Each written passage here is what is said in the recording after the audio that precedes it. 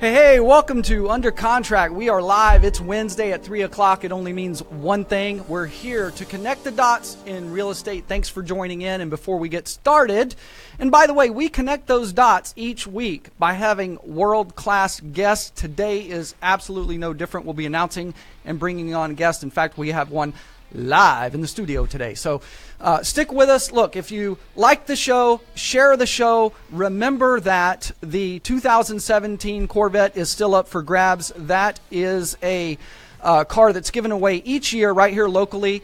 Supports unity in the community. I have secured tickets for that drawing that will take place on March 12th. We will be live. We'll broadcast live from that drawing. Hopefully some of you will get to win that car. So make sure that you're liking and sharing. You know, how we choose and give away those tickets are always the same way. It's based on the number of shares, likes, engagements. We take 2 or 3 people each week that we pick and we send those tickets to. By the way, the previous winners from the last couple of weeks, your tickets went out yesterday. So look for those probably in the next day or two. They'll be hitting your mailboxes. And do me a favor, when you get that ticket, share that. Take a picture of it, post it, share it, like it, all those good things. So don't forget also that you can engage on Twitter. You can follow me at Desking Deals and tweet hashtag Under Contract. That also counts towards that contest for those tickets. So, hey, look, we appreciate you being with me. I mean, today is March 1st, and we're still in the what? We're in the heyday, right? We're in the heyday in real estate. We're on the top of the wave.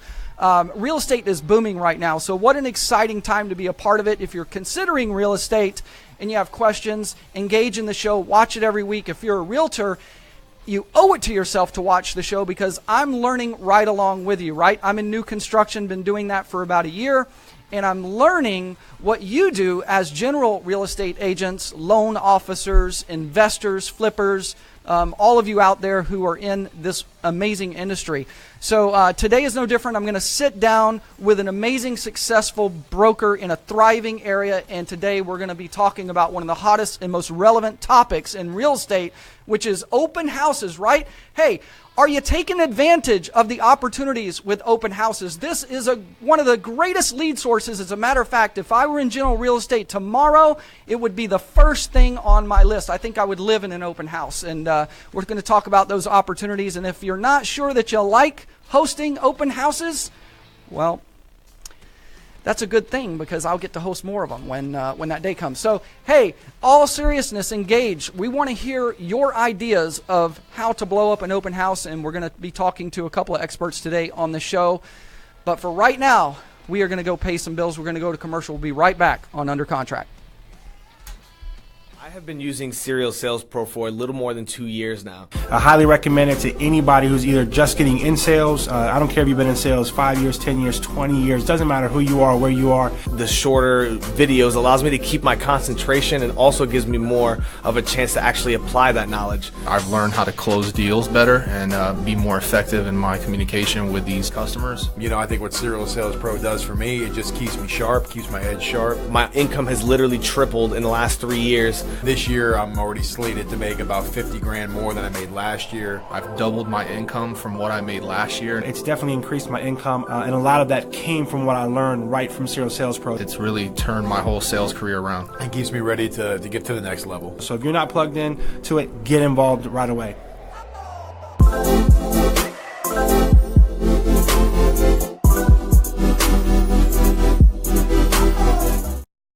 Hi, I'm Robbie with RMT Media. I specialize in video production for real estate.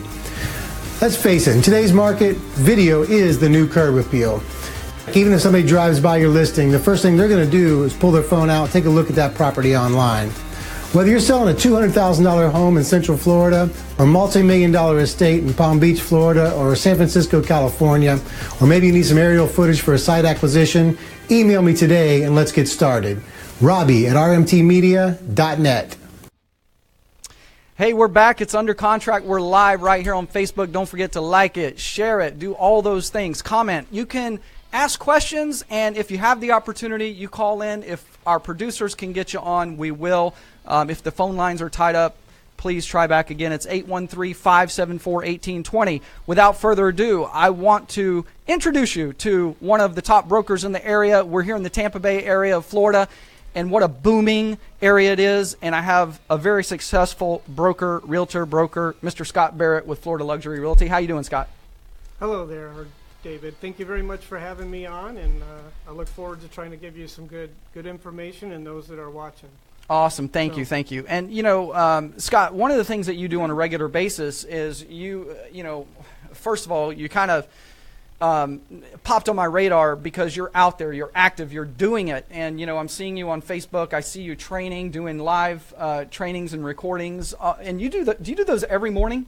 I do those every morning during the week. It's like 3 minutes of me, and it's all about motivating, keeping them focused. And that's the biggest thing that they really need is someone that it says, start your day off great, keep focused, keep drilling, and you're going to be successful. Yeah, and I can speak to your success in that with your team members because I've seen several team members of yours who are viewing, sharing, watching, commenting, and it's inspirational. But what we want to talk about today is the fact that there's this huge opportunity out there for us as real estate agents, especially obviously in general real estate with these open houses. So, my first question would be if let's just go back to the beginning. I'm a brand new realtor. And whether you're brand new or a veteran, it's almost irrelevant. But if I'm a brand new realtor and I want to go out and find where these open house opportunities are, like, what are some of the places that are the easiest to kind of get these opportunities? Okay, so that's a very great thing to think about when you're a new agent because you need customers. And how am I going to find customers? I'm new in the business. I'm starting to learn what to do, building my confidence and stuff. So open houses is really one of the first key things that you can do to generate customers for yourself. So where you might look to is reaching out to the people in your own brokerage office and see who has, an overflow of listings or seems to have a strong amount of listings and see if there's an opportunity through them to host open houses, some of the listings that they have. That's a really successful way to generate leads as you're starting to learn the business to become successful. Right, because obviously those veterans that are on the team, maybe they have homes that they have listed for sale already.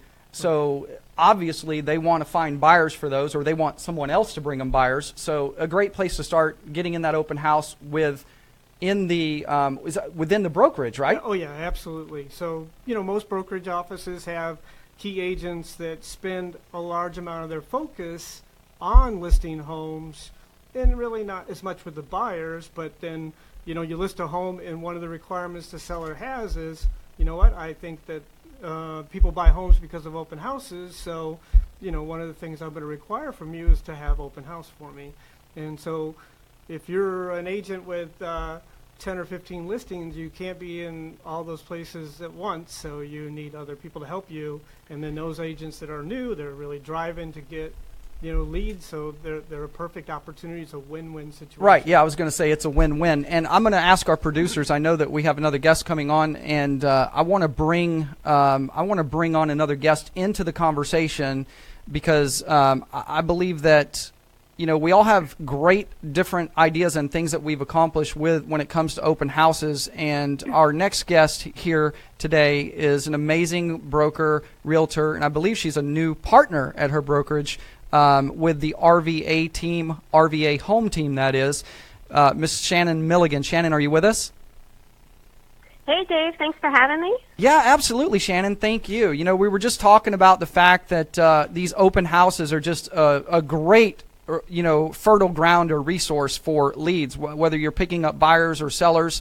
But oftentimes I think either a real estate agent either doesn't know kind of where to start or exactly what to do, and especially what to do to make it a very successful event. And I think some of the reputation of an open house is a little tainted in the sense that I believe that most agents, and Shannon, you tell me if I'm right or wrong, but most agents set up an open house, put up a few signs, maybe send out a few things or post something on social media and hope for the best turnout. And maybe no one walks in, maybe 2 or 3 people walk in. Is that typical?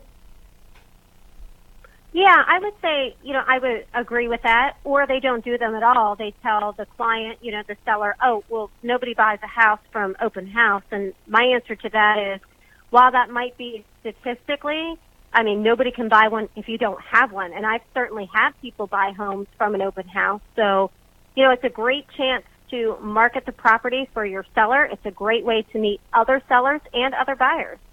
Yeah, being in new construction, and especially in the neighborhood that I'm in, we've only had one home that has made it from start to finish without being pre-sold. So I haven't had those opportunities like you find out there in general real estate to host open houses myself. But this really makes me scratch my head. I can't figure out why realtors aren't fighting for these opportunities and also building up a better, more exposed open house. It's like you said, you can't sell a house with an open house if it doesn't exist, if you haven't done it in the first place.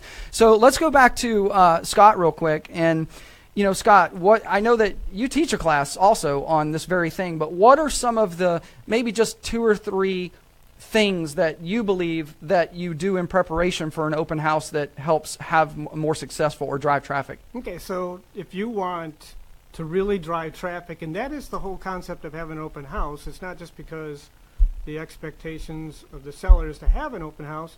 The reason a realtor has an open house is because it's a lead generation. And if you want to spend 3 hours of your time, you want the most for it, so you need to do certain things in advance and not just go there, put the sign out, and turn on the lights. So those things would be like going out the day before and knocking on doors around that open house and inviting the neighbors. Make the neighbors a part of it, because those are the people that possibly know somebody that would love to live in their neighborhood, or if they themselves come, maybe they're on the radar about listing their home as well. And so you take a flyer, hey, I represent your neighbor, I'm selling their home, I promise to get the word out about the home, and I just want to invite you, here's a flyer. That flyer should talk about that property, and then probably on the reverse side, all of your flyers should have your own bio or profile selling yourself.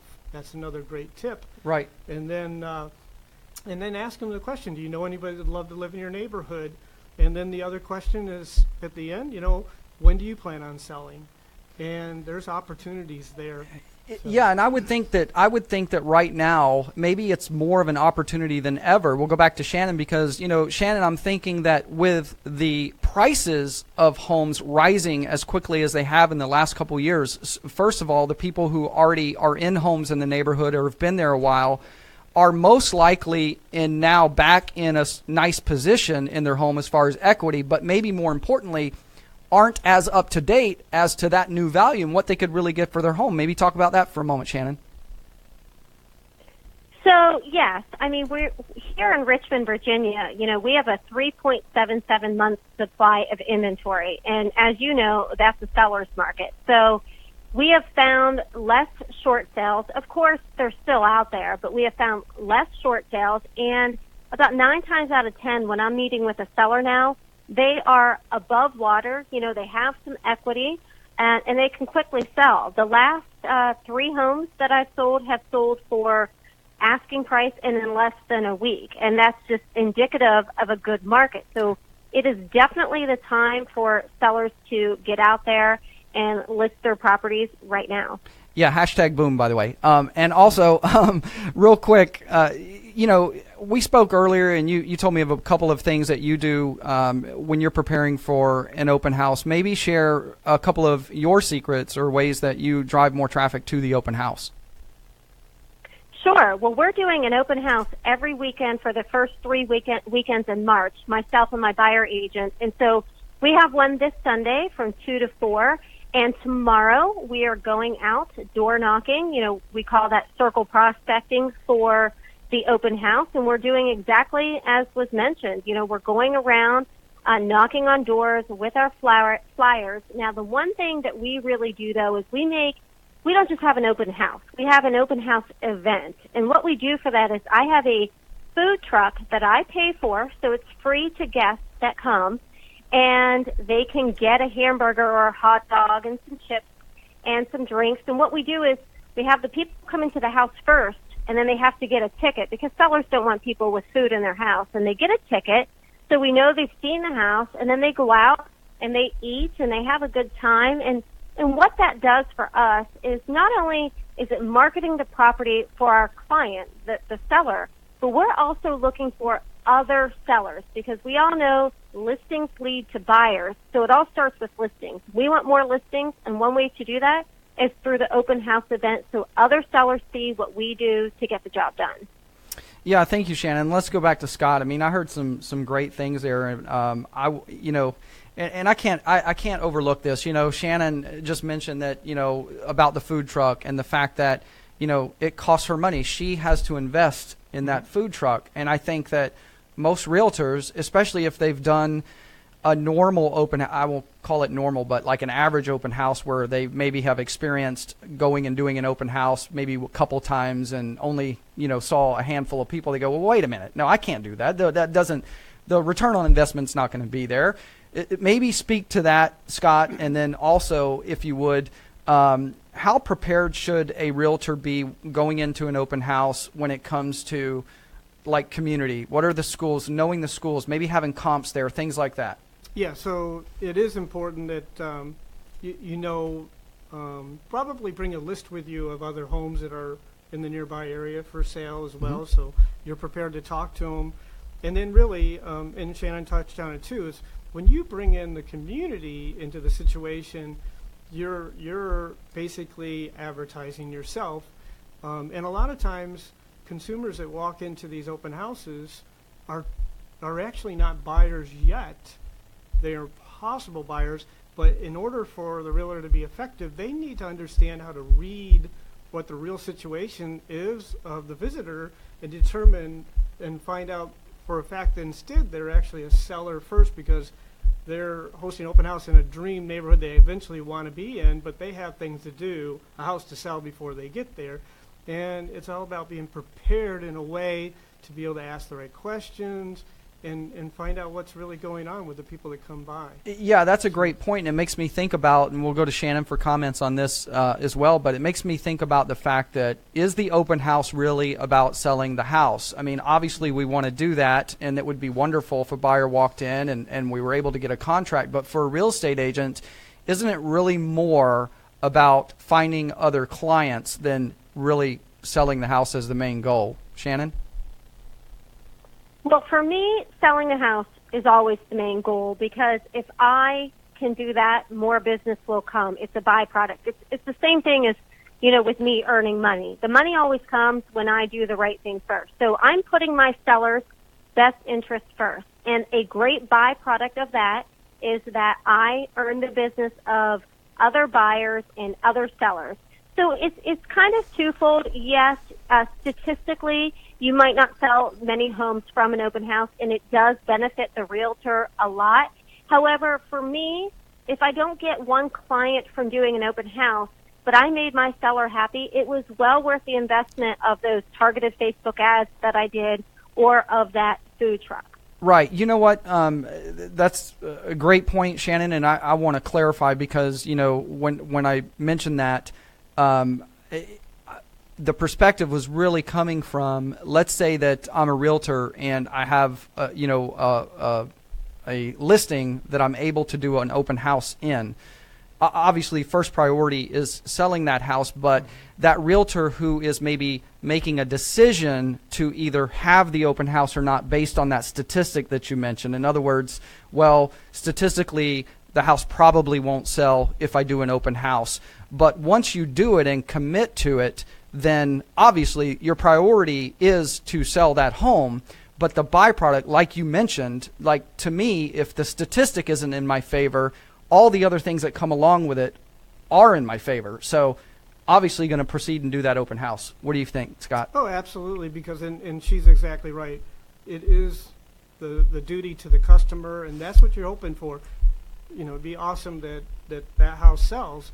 That is your first priority, but also in the realm of doing that, you know, the hard energy that you're putting into it is bringing the exposure to you to show other people how hard you work and provide you opportunity because you are an awesome agent and you are out there doing the right thing and you are taking care of your customers. Yep. So. And let's get back to the idea of really driving traffic to the open house, because I think that ultimately that's how you succeed, because obviously the more opportunities you have, the more people that see that home or walk through the door, the odds go up. Those statistics that you talked about being low, I mean, I want to handicap those statistics, and I think that it's very simple or easy for us to do that. Now, one of the things could be the timing of the open house, the day that you choose and maybe the times that you choose. Shannon, do you have any specific strategy when it comes to the timing? I mean, do you do it, if it's on a road where the school lets out at a certain time, are you targeting that area, or is it just, Sunday afternoons when we think the most people will be out? What does that look like for you?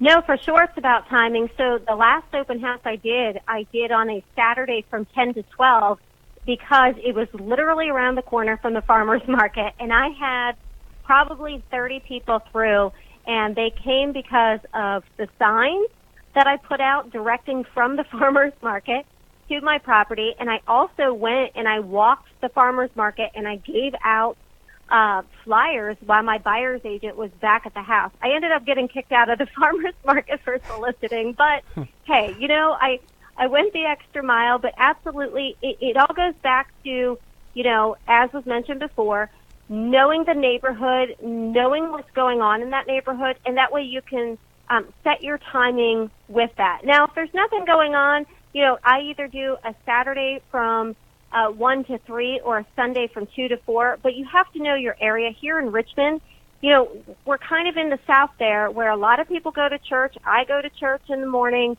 so nothing's really happening on a Sunday until after church and lunch, so that's a 2 to 4, but absolutely, and that was one of the best open houses I've ever done, was a Saturday from 10 to 12. Yeah, thank you, Shannon, and by the way, if Shannon, go ahead and share with the viewers how to reach out to you, because I know we're running out of time, and I'm going to let you off the line. But go ahead and tell viewers and other real estate agents and realtors how to reach you if they want to reach out.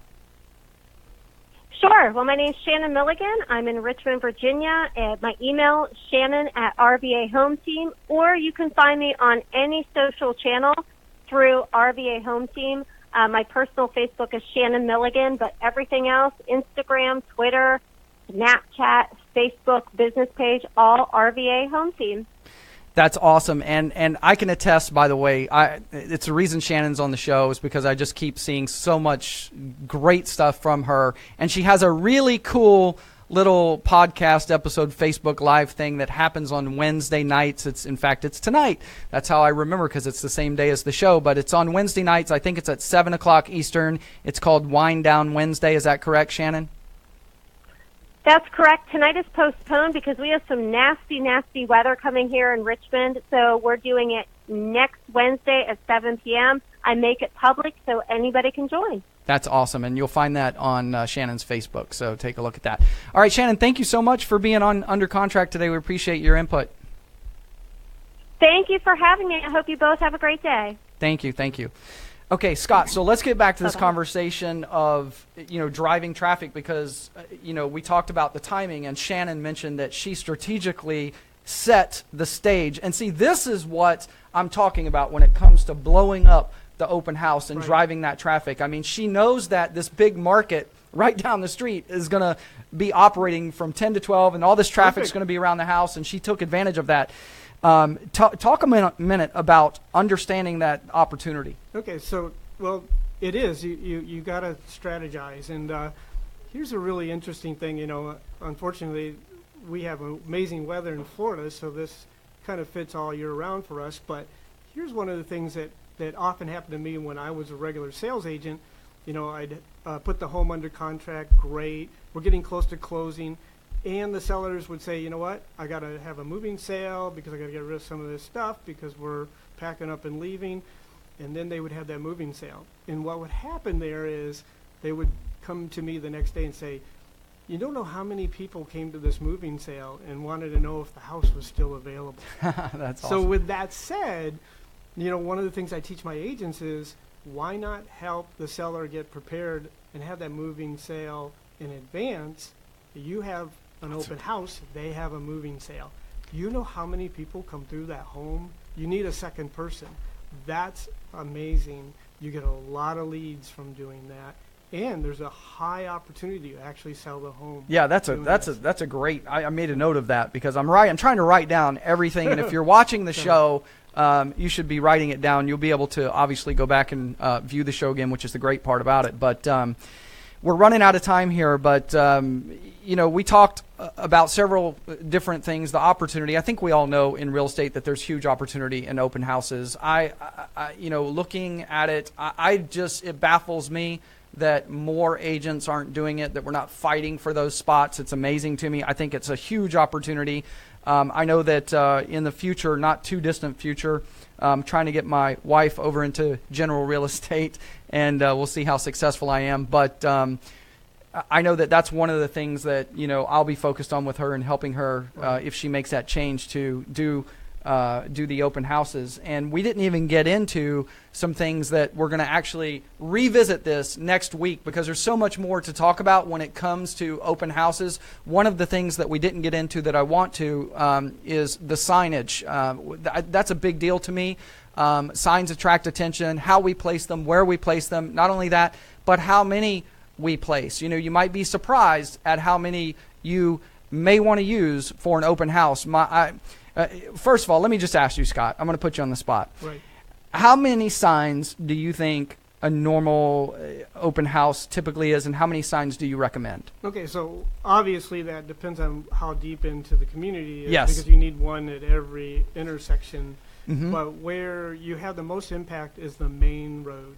The Mm-hmm. main road is key, and what gets attention is when you have 3 or 4 or 5 signs right in a row pointing to the road they need to turn on, and then have good directional, and they all have to match so that they don't get lost to where they're really going. But that has an impact, a huge impact. It gets a lot of attention, and it'll cause more people to turn. Okay, awesome. So we'll get into that a little bit next week as one of the things. I'm gonna step out on a limb here and say 100.